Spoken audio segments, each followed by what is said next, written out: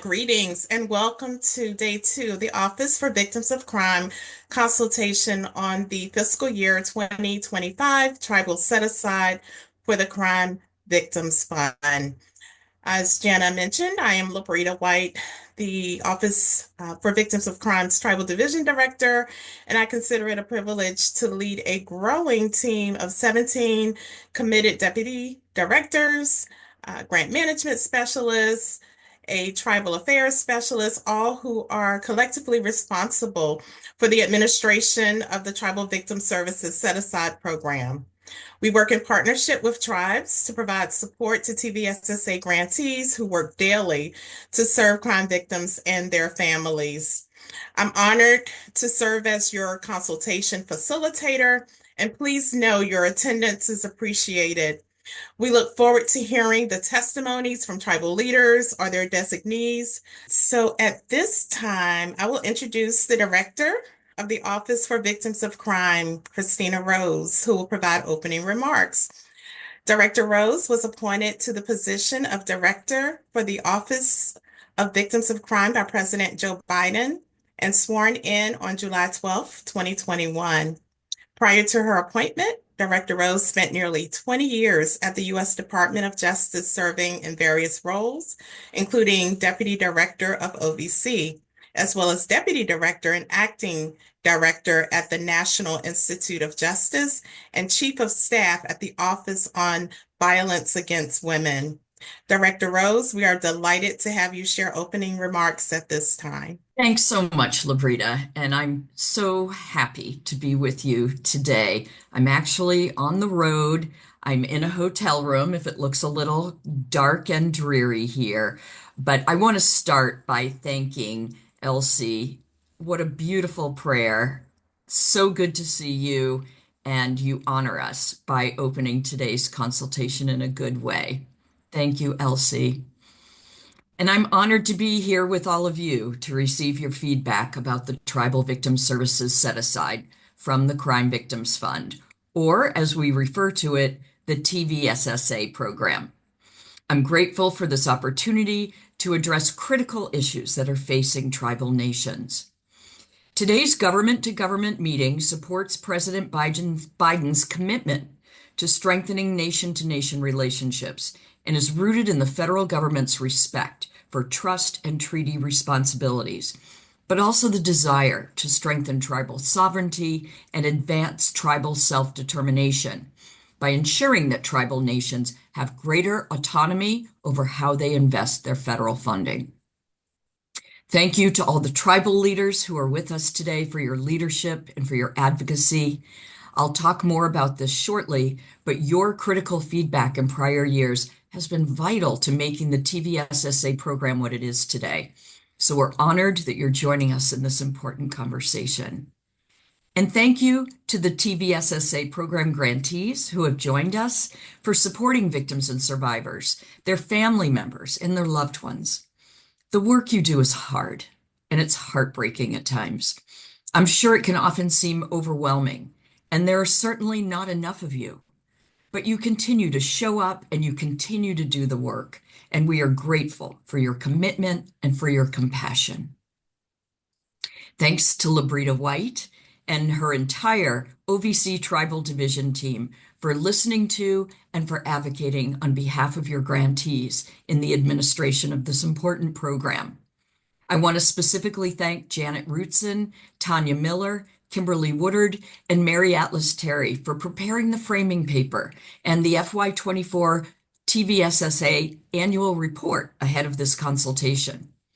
These two reports are thorough resources, so I'm going to provide just a brief history of the program with a focus on FY24. So as many of you are already aware, in 2018, Congress authorized the set-aside from the Crime Victims Fund for grants to tribal communities to enhance services for victims of crime in their communities. So since FY19, the set-aside has been 5% of the Crime Victims Fund cap. And as a reminder, the CVF cap is the amount of money Congress appropriates to OVC to spend in a given fiscal year. The amount of funding under the set-aside varies from year to year based on that appropriation. For example, the set-aside totaled $133 million in FY18, but it decreased to $95 million in FY23 and then to $67.6 million in FY24. So Congress has not yet passed an appropriations bill for the Department of Justice for FY25. But the president's proposed budget suggests a cap of $1.5 billion, and the Senate mark suggests an obligation cap of $1.9 billion. So what that means for the TVSSA program, 5% in the first case would be $75 million, and in the second, $95 million for the tribal set-aside in 25. So both of those would be a welcome increase from last year, but none of this is set in stone, not until we have an FY25 budget. Based on your feedback, in 2020, OVC began administering the TVSSA program using a population-based formula. And that allows us to administer the program in a non-competitive way. And that's the way that you said you wanted this money distributed. So we are very grateful for your input. In 2024, 250 tribes signaled their intent to apply for TVSSA funds by submitting population certificates, and that was just shy of the highest amount we received in FY23. Of those, 50 tribes that submitted population certificates formally withdrew their applications, or they simply did not complete the process. And this is not new. OVC encountered similar rates of attrition in previous fiscal years. The reasons for not completing their applications vary. Some tribes realized that new funding was just not needed right now to continue their programs, and others opted to apply as a member of a consortium. Others cited staff turnover or insufficient time to complete their application or confusion about the application process. Ultimately, 199 tribes were awarded TVSSA funding for a total of $59 million. This represents a slight decrease from the 212 applications received in 23. Because OVC received fewer applications than expected, we redistributed more than $8.3 million of unclaimed set-aside funds to the remaining tribes by adding an equal amount of funds to each award.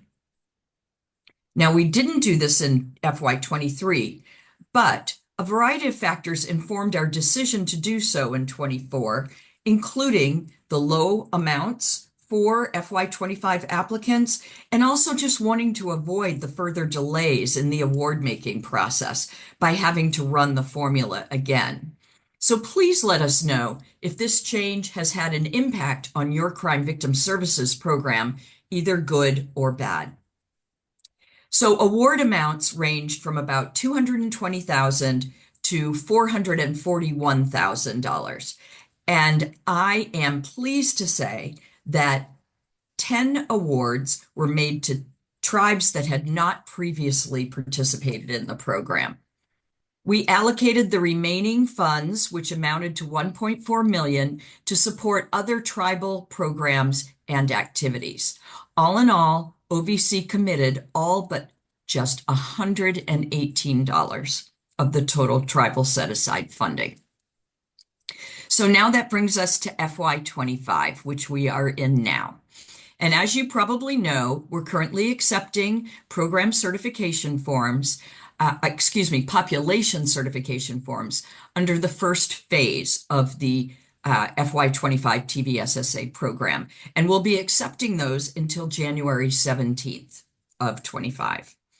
All federally recognized tribes, including those that previously received an award in 24 or earlier, are invited to submit your population certification.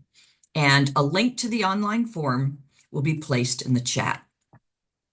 For those of you who have not yet submitted your population certification form or have not sought funding in the past, I want to share some of the unique features of OVC's formula program, many of which were implemented after consultations just like the one we're having today.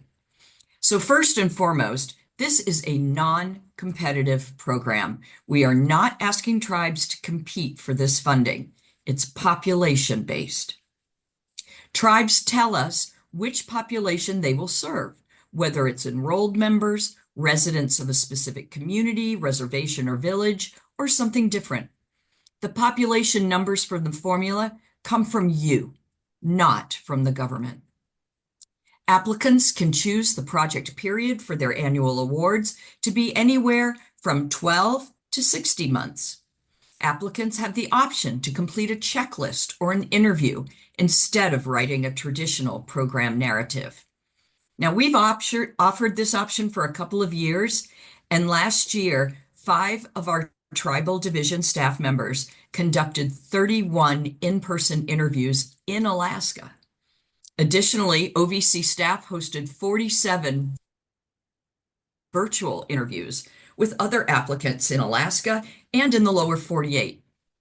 Allowable expenses include culturally specific victim services, and this can include the traditional arts, ceremonies, and food, as long as it's part of a ceremonial healing response to an individual has undergone trauma and seeks to become aligned or realigned with the community and restored to health and balance. Also, through this grant program, you have the option to spend funds on construction. We currently have 45 TVSSA program-funded construction projects underway, and we funded 19 new projects in 24. Grantees are using their construction funds to support a diverse range of projects, including the construction of tiny homes or modular buildings to house male victims of crime, renovations of existing buildings to serve as domestic violence shelters, or renovating a garage to be used for a victim services office space and a forensic interview room. Grantees can now use their funds to address the needs of families of missing persons. And we believe this change creates an opportunity for tribal communities to direct much needed funding towards serving the loved ones of missing or murdered Indigenous persons, generating awareness and creating systemic change to help remove the barriers that exist. We've also removed the 3% cap on how much funding grantees can use to support search efforts in individual missing persons cases. So I encourage you to submit those population certifications with one note of caution. And that is that though we have begun this first phase of the TVSSA program, Congress has not yet passed an appropriations bill.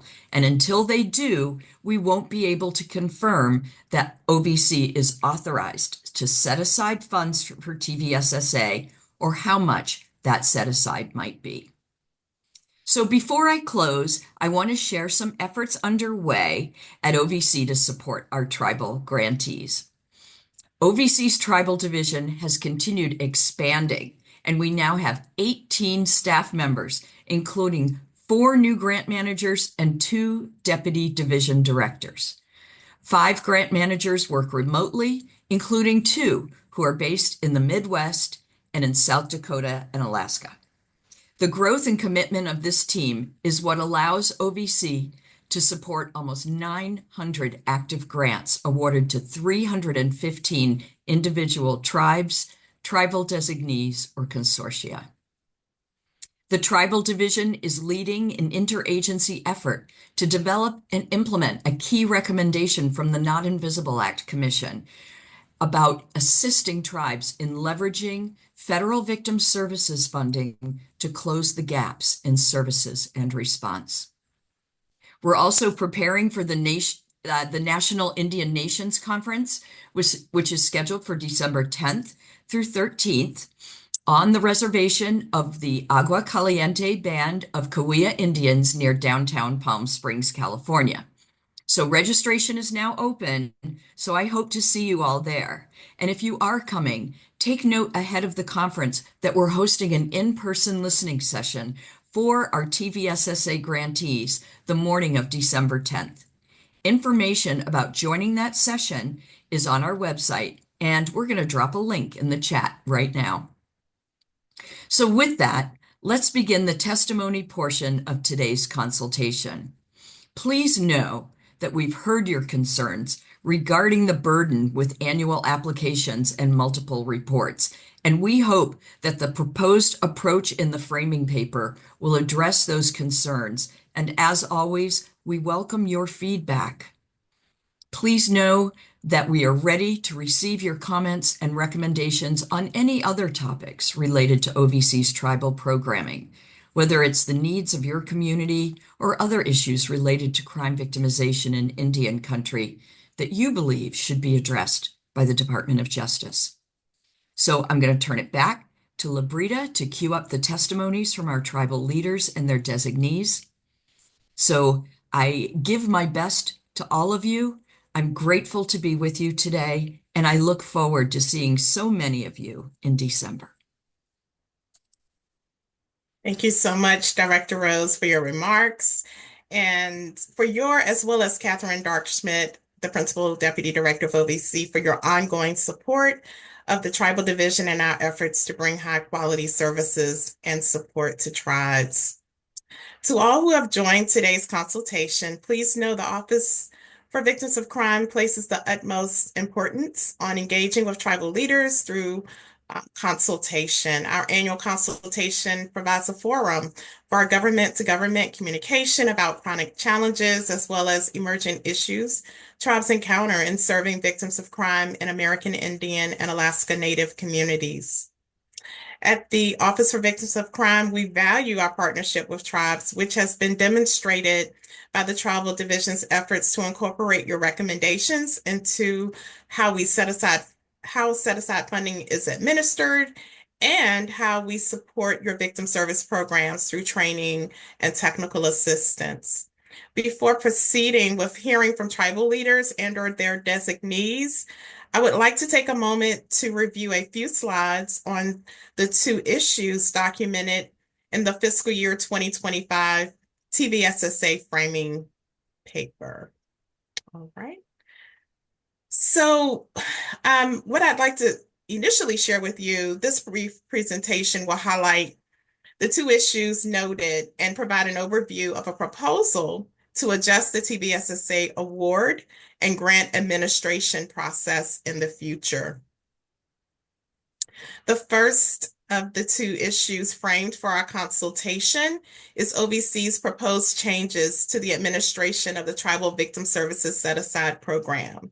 And below, questions were proposed in the framing paper regarding your experiences with the application process and a newly proposed change to how we administer the grant program, all with the goal of decreasing burden and adding additional flexibilities in how we work with you again on administering and managing those federal funds. Okay. Well, it's actually the CVF funds. Correct myself. All right, so with the next slide, to share more about this issue, OVC's proposed strategy is aimed to further reduce the burden to tribes in applying for annual awards and to consolidate reporting across a defined 5-year grant cycle. So this strategy will be supported by having tribes submit a full application in year 1 of a 5-year project period and to submit a population certificate as well as a letter of intent and budget modification to receive supplemental awards in years 2 through 5 of that proposed 5-year project period.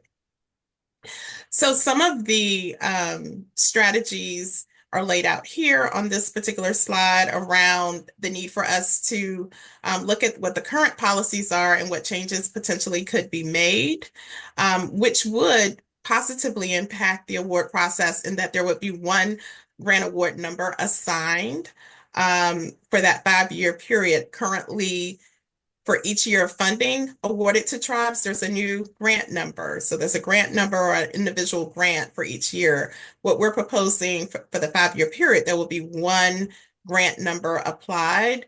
And so we'll talk more about how that will have some positive impacts in the slides that are forthcoming. So we would publish a solicitation, and solicitation has been renamed within Department of Justice to Notice of Funding Opportunity, same documentation, but different name. So we would look at a solicitation for a 5-year grant period. We would also, what's being proposed here again would be supplements instead of annual awards within that 5-year cycle. We'll move on to the next slide. So to receive feedback and take next steps to potentially carry out this strategy, our proposed plan includes the following: hosting convenings such as this, the consultation to receive feedback, but also listening sessions to refine the proposed multi-year grant award process. We'll also work with the Office of Justice Programs leadership to modify policies and to streamline the TVSSA application process. We anticipate, if this proposed plan moves forward, initiating it in FY 2026 or shortly thereafter. And a notice of funding opportunity will be published or posted for a 5-year grant cycle. We also will inform TVSSA grantees and tribes annually of the option to submit a population certificate and letter of intent after the initial application is approved for the 5-year grant period.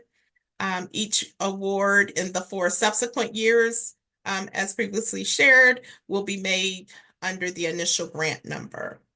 We also would post a NOFO or Notice of Funding Opportunity announcement annually for other federally recognized tribes to request awards, tribes that previously may not have received TVSSA funding.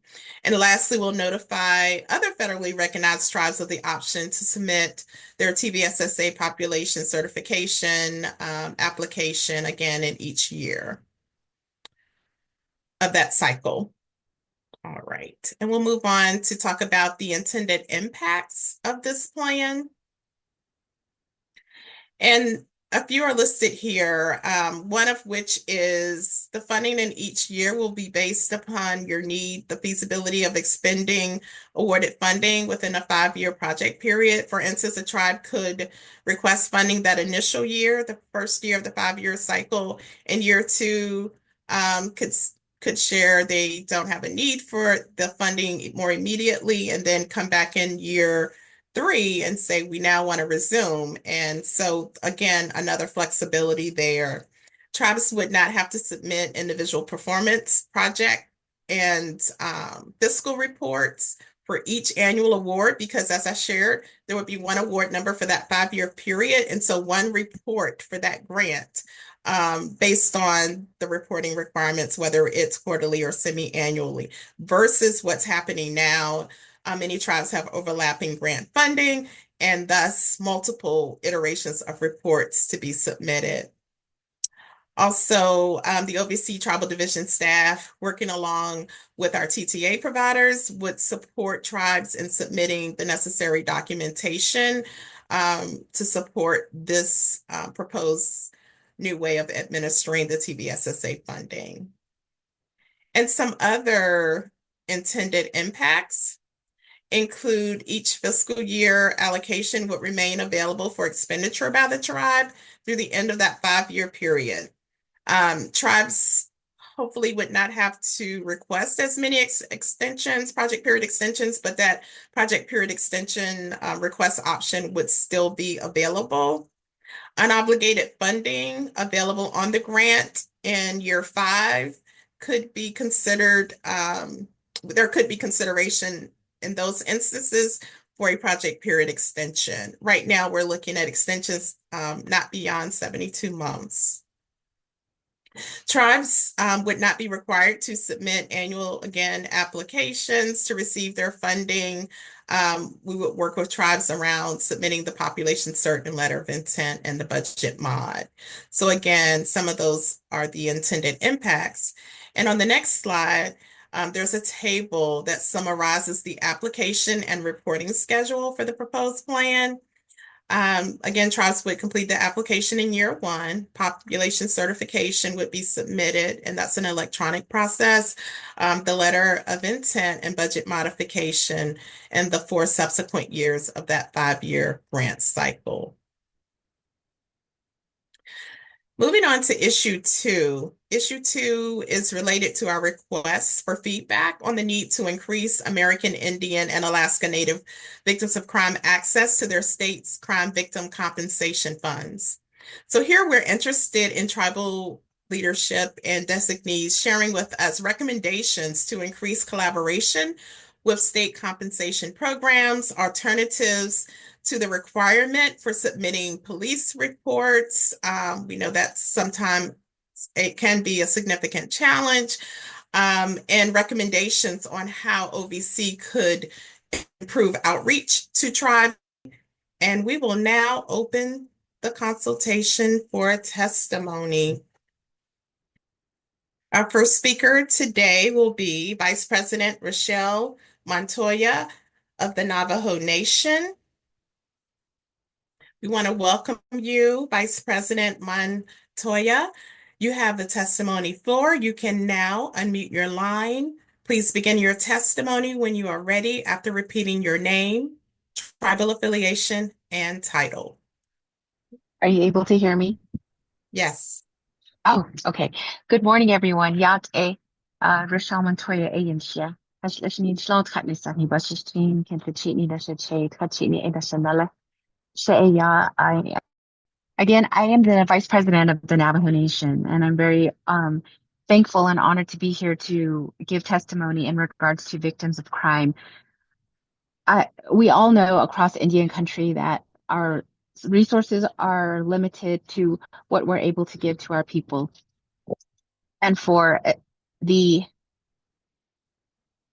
entities and the different nonprofits, grassroots initiatives that are out there that are able to help with what's going on across Indian country and of course across the world is always welcomed. What I always say is anything that can bring positivity to the Navajo Nation is always welcome. Please know that the Navajo Nation is appreciative of anything and everything that can come to our nation in regards to assistance to victims of crime. We have so many different things happening across the Navajo Nation, from the missing, murdered Indigenous relatives that we have out here, the individuals that are missing, and the families that are trying to locate their thank you so much. I apologize for this technical difficulty. What I had mentioned was that the Navajo Nation is always welcoming of anything positive that can be brought to our nation. And victims of crime, of all different crimes, has been something that we've all been plagued with for such a very long time. And up to today, we have been able to identify different types of crimes that we were not even aware of until now, such as missing, murdered Indigenous relatives. And not only do these individuals that are missing or murdered need to have assistance, but the family members that are trying to reestablish their families and their ties to their communities when it comes to their relative being found no longer here on Mother Earth. We have our school systems across the Navajo Nation, across Indian country, that are plagued with individuals that want to harm other students, harm the school themselves. They need mental health. They need different types of assistance to be able to feel safe in our school systems again. And at the time when these types of things were happening, we really didn't identify them as a crime until today. So I appreciate the work of anybody and everybody that helps make sure that we are aware of the different crimes that are across Indian country and of course across the world. So I appreciate the collaboration. I appreciate everybody that comes together to ensure that a lot of these programs that come from different entities are going and that we build upon them and that we make everybody feel safe and we try and do our best to help them in their mental capacity here. Thank you so much again. Thank you so much, Vice President Montoya. We appreciate your testimony, your remarks given on today. Okay, our next speaker today will be Delegate Amber Kazaba Prati, who is a council delegate at Navajo Nation. Delegate That day, Nasa Karate, you're here? Okay, I wonderful. You can appreciate begin your it. test. I'm sorry. It's okay. Thank you, Miss White. It's Kana's Ba, and I tried to do the phonetic, and I apologize. My apologies. I'm going to try one more time and say, definitely you can begin, Delegate Kenzaba. Is that right? Karate? Did I get it? Kana's Ba. It's good. It's actually Kenezba. Kenezba. it's a I got it. I got it. All it's a right. woman warrior name. So I Yes. appreciate your attempt, Miss White, and help me. And how would I say your first name? My first name is Labrita. Labrita. Thank you. Yes. Sometimes we've got to get our tongues moving, but I appreciate the opportunity to provide oral testimony to the Office of Victims of Crimes. So, Yat E Kiaani Nishle, I'm from the Towering House Clan, the Viking people Bashushin, Deschini Deshache, the Irish people Deshanale, Shay Amber Kinas Bakrati Yanisha, Tol Ha Toy the Sha. So that means I come from the family and the community of the Sheep Springs area from the Foster and the Bryant family. Today, I extend my greetings and gratitude to the esteemed members of the Office for Victims of Crime for providing this opportunity to speak on behalf of the Navajo Nation. As a people, we stand rooted in the values of kinship, our foundational philosophy of kinship and interconnectedness, and guided by the principles of Hojon in pursuit of balance, harmony, and healing. It is through these traditional teachings that we approach not only the challenges we face, but also the solutions we seek collectively. Our Navajo Nation encompasses over 17.5 million acres across Arizona, New Mexico, and Utah, and we are home to more than 400,000 tribal citizens. For generations, we have lived in the spirit of resilience, drawing from our culture to sustain us through time of hardship and healing. Yet our people still face trauma caused by violence, loss, and systemic neglect. Today, I ask this body to help us create a safe space for true healing and restoration, guided by both Navajo traditions and modern resources. Through sustainable, accessible victim services. Our testimony today rests on the understanding that the U.S. government has both a sacred trust responsibility and a legal obligation to support the well-being of the Navajo people. The Treaty of 1868 recognizes the need to promote our welfare and protect our future. Safeguarding our people from harm, especially the most vulnerable, is an essential part of this responsibility. Federal support through the Tribal Victim Service Set Aside Fund must not be limited by bureaucratic burdens, but rather shaped by a commitment to justice, equity, and death, recognizing that our collective well-being is intertwined. The principle of death teaches us that we must support one another without unnecessary obstacles. Currently, the annual application process for the tribal set-aside creates undue hardship for tribes, diverting essential time and resources from victim services. For the Navajo Nation, it's not just an administrative burden, it disrupts the flow of service delivery to those who need it most.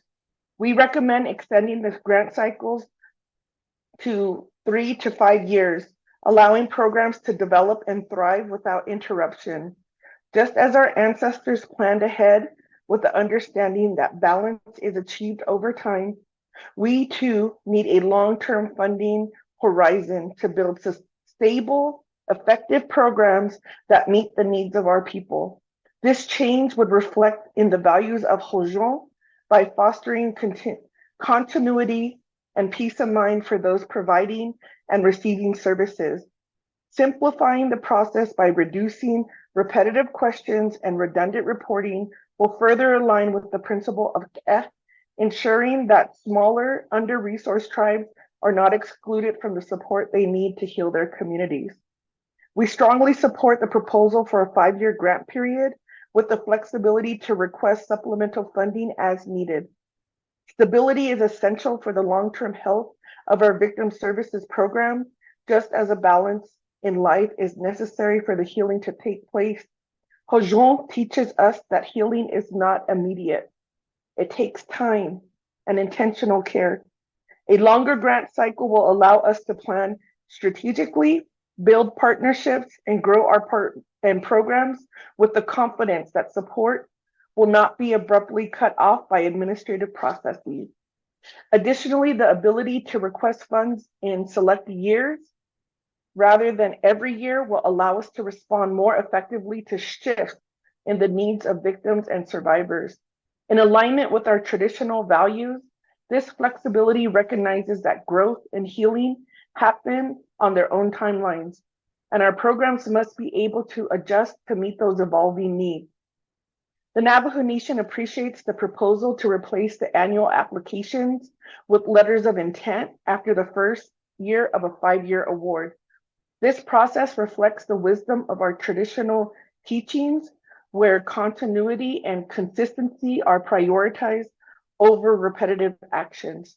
Just as we build trust and harmony within our families through ongoing relationships, we seek a trusting relationship with our federal partners, one that allows us to focus on restoring the well-being of our people rather than on bureaucratic tasks. However, we urge OVC to ensure that support services for tribes remain robust throughout the grant period. Technical assistance tailored to the unique scale and needs of large tribal nations like ours will help us to ensure that we meet both programmatic and cultural expectations. A meaningful partnership between OVC and tribe must reflect mutual respect and an understanding of the diverse ways we administer victim services across Indian country. Our traditional teachings emphasize the importance of community-wide healing. Harm is never borne by an individual alone. It ripples through families and communities. Thus, victim services must reflect this broader understanding of trauma. For example, in the case involving missing and murdered Diné relatives, families and communities suffer deeply. Even if a crime report is not immediately available, we urge state compensation programs to allow sworn affidavits and victim statements in place of police reports, recognizing the jurisdictional complexities that often delay or prevent timely access to documentation in Indian country. We also recommend that state programs expand eligibility criteria to reflect the cultural reality of tribal communities. For example, compensation for funeral and burial expenses must include the costs associated with traditional ceremonies, which are essential to the grieving process of our people. Additionally, victim advocates should be allowed to claim hours spent working on missing person cases, reflecting the interconnected nature of trauma and loss within our communities. To build trust, state programs must also provide culturally relevant outreach and training, creating dedicated liaisons who understand the cultural, legal, and emotional needs of tribal victims will help bridge the gap between state systems and tribal communities. This effort must be grounded in fostering relationships that are respectful, meaningful, and sustainable. In conclusion, the Navajo Nation is deeply committed towards a path towards healing and restoration that ensuring all of our people, especially those who are harmed by violence and loss, have access to the services and support that they need to heal. We ask OVC to honor the sacred trust relationship between the federal government and tribal nations by reducing administrative burdens, providing stable funding, and supporting culturally appropriate victim services. Our ancestors taught us that Hojon, the state of harmony and well-being, is achieved through patience, care, and collective effort. In that spirit, we urge this body to work with us to create a funding system that supports not only the immediate needs of victims, but also long-term healing in our communities. Let's walk this path together, guided by the principles of Chef and in pursuit of harmony, healing, and justice for all. Ahiaha. Thank you for the time, and the Navajo Nation will follow up with our written reports. And I appreciate Vice President Rochelle Montoya joining us as we're in our council session and out right now talking about the rights of our LGBT communities and relatives. And so I'd like to make sure that we also incorporate that aspect of our relatives so that we make sure that they're also incorporated in the healing process. Thank you so much, Ms. White. Thank you, Delegate Amber Kanazba Karate, for your remarks. Much appreciated. Our next speaker today will be Tribal Chairman CEO Kathleen Osborne Gowie of the Eastern Shawnee Tribe of Oklahoma. Let's see, Tribal Chairman Gowie, I definitely want to welcome you. You can now unmute your line. Please begin your testimony when you are ready by repeating your name, tribal affiliation, and title. Again, if you are a tribal leader's designee, then we ask that you also state the name of the tribal leader on whose behalf you are rendering testimony. Hello and good morning. I am not a tribal chairman, so I'm not sure where that communication came in play, but I am actually our Haven Advocacy Programs administrator and advocate, and I'm speaking today on behalf of our tribal chief, Glenna Wallace, for the Eastern Shawnee Tribe of Oklahoma. So diving right in with issue 1. The reality is that funding through OVC has reduced greatly from 2018 to now. The amount of the awards is not sustainable for running programs, paying salaries, and continuity of services for victims of crime. With that, tribes are left with applying for OVC tribal set-aside funding annually to ensure adequate funds are in place. Applying annually, completing semi-annual reports twice a year and PMT reports every 3 months for 5 grants, when it used to be 1, is time-consuming and inefficient. Many tribal programs work with 1 or 2 advocates in a program who function as director, administrator, lead advocate, and outreach manager. There simply isn't enough time to do consistent reporting and grant writing annually. Many tribes have found that they have to let go of OVC funding, which means they have to let go of necessary services and staff. It's our recommendation that tribes be allowed to submit 1 full application for a standing 5-year solicitation, with the understanding that each year tribes would submit a letter of intent that will continue to use their funds for that year. This will greatly reduce the tribal burden of submitting a full application package annually. It's also our recommendation that tribes be allowed to submit 1 annual report that is both a PMT and a semi-annual report for the 5-year solicitation or project period, instead of for an annual grant. However, we do have the concern that OVC understands that within the 5-year program period, tribes might need to adjust the scope of the project to meet the ever-changing needs of tribal advocacy. With that in mind, it's our recommendation that tribes be allowed to adjust the scope of their projects with a letter of intent. If budgets need adjustment, then the grant manager will reach out to the tribe and walk them through the budget change to ensure grant compliance. It's also our recommendation that tribes be allowed to submit 1 annual report that functions as both PMT and semi-annual report for the 5-year project period. Moving on to issue 2, which is the victims' compensation funds. Trauma, whether as a victim of crime, such as burglary, or a victim of domestic violence, making the brave choice to leave, is a time filled with confusion and exhaustion. A majority of our victims of crime are victims of domestic violence, sexual assault, and human trafficking. When a victim leaves violence, they often only have the clothes on their backs, no food or personal documentation, and little to no financial resources, and are exhausted beyond measure.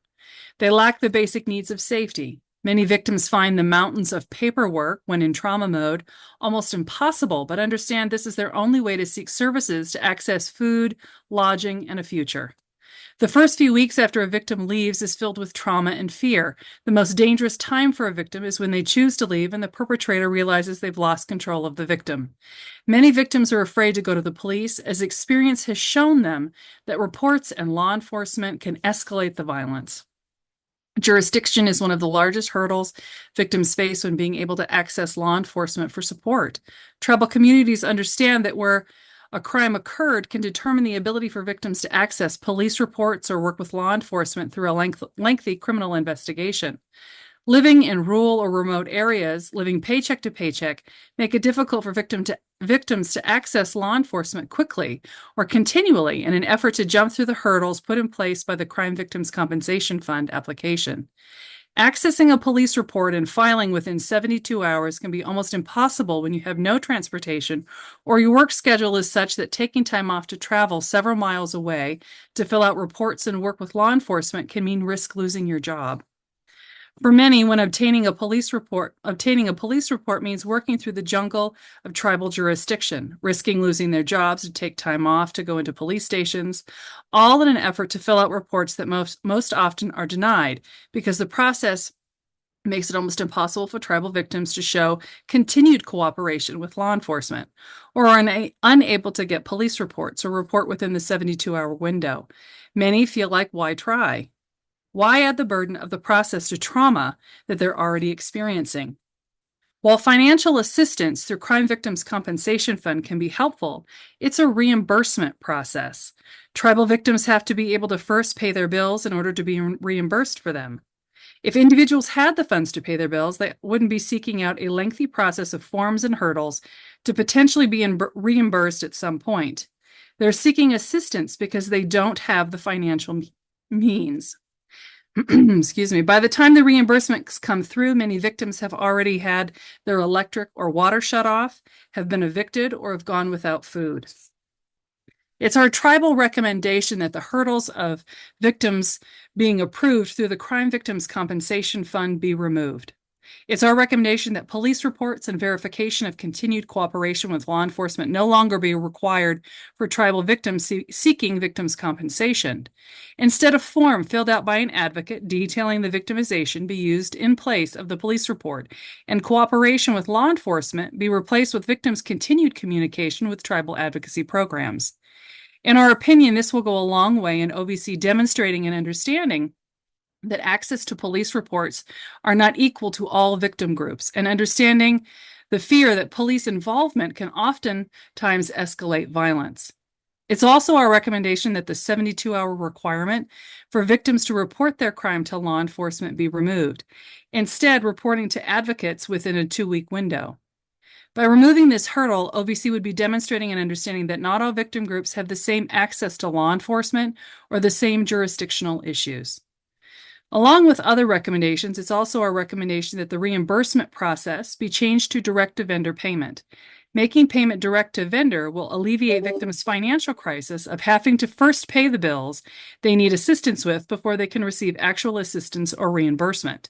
Again, this will demonstrate that OVC understands that not all victims have the same intersections or layers of hardship. Lastly, it's our recommendation that OVC create educational online tutorials specific to each state that tribal advocates can access easily to learn about the Crime Victims Compensation Fund. Education on the Compensation Fund should be a requirement for all tribal programs, perhaps every 3 years, as is the financial training that OVC currently requires. This would ensure that all tribal advocacy programs understand and are up to date with changes to the compensation program, the process for victims to apply, and how best to assist victims with the paperwork and to ensure victims are not denied compensation. For many years, funders have held consultations and asked tribes to explain their unique experiences surrounding violence and how they, as funders, can better distribute funds to assist tribal communities. We've traveled all over the U.S. providing testimony, explaining our needs, only to go home and realize we weren't heard as grant solicitations come out and little changes had been made. Most granting agencies use outdated census data to determine our population size, instead of letting tribal communities list our population size, giving the message that our voice isn't heard or credible. Consistently, we've asked that our grants not be made competitive because not all tribal communities have professional grant writers. Yet most have stayed competitive. We've been required to use only our tribal population size as our service area in our grant applications, even though we've said time and again that we serve our local community as well as our tribal citizens. We consistently testify that providing food, a staple central part of our cultures, is essential to our outreach, yet we are denied the ability to use funds for this service. We testify that we need to be able to provide shelter services for our communities, yet we are told funds can only be used to furnish and run the shelter, and we as tribes have to fund the building, the largest expense. This image harkens back to the days when tribal communities would be asked to sign treaties that wouldn't be honored. OVC, through consultations, has proven to be the exception to the rule. This time, tribal communities are being heard. Our sovereignty is being recognized and we're being valued. We give our thoughts and ideas on what works best for our communities, and each year the solicitation is changed to meet our needs. Our grants management specialists work to understand our individual needs and help walk us through using funds to fit those needs. You've created an allowable and unallowable list of expenses, not in an effort to encumber us, but to make creating goals easier and funds more accessible. In the 6 years this grant has been available, OVC has opened up possibilities for tribal programs based on what we've said we need. You've listened to us when no one else did. We can't tell you how much we appreciate that. You've allowed us to tell you what our service area and population size is. We've said we need to be able to create shelters, and you've found ways to allow us to renovate buildings and use modular spaces. We've said we need to not have to compete with others to bring healing to our tribal communities, and you made the grants non-competitive. We've said that food is an essential part of our culture, and we were allowed to use funds to provide food as part of a cultural and traditional activities. OVC has treated us as a sovereign nation. We need to see this type of communication continue. For fiscal year 25, with funds being drastically reduced over the past few years, tribes have been forced to apply for funding annually or every 2 years. We need OVC to streamline the process and create a 5-year solicitation grant program that tribes can apply once to with an annual letter of continuation to verify use of funds and reporting on those funds once per year for the entire 5-year grant program. We need the hurdles that tribal victims face to applying for the Victims' Compensation Fund to be removed. We need OVC to understand that not all victims are the same, have the same jurisdictional difficulties, access to police, or financial ability. Thank you. Again, thank you, Ms. Osborne Goey, for your remarks. At this time, just want to share some additional information related to written testimonies. And if you have given your oral testimony yesterday or today, or if you have chosen not to provide an oral testimony but want to share your written testimony, please feel free to do so. There will be a screen shown following our closing for today that will provide you additional information and share with you also that the written testimonies are due to us on November 25th. And as you go throughout the rest of your day, please go in a good way to Ms. Stolman and to all who have joined us on day 2 of the FY 2025 OVC Tribal Consultation. I want to say thank you again for participating on yesterday and today. As a reminder of how to submit your written testimonies, it will be posted momentarily on the Zoom. Again, thank you all for joining us for the FY 2025 OVC Tribal Consultation. We appreciate the testimonies that were provided, as well as all who participated. Thank you and enjoy the remainder of your day.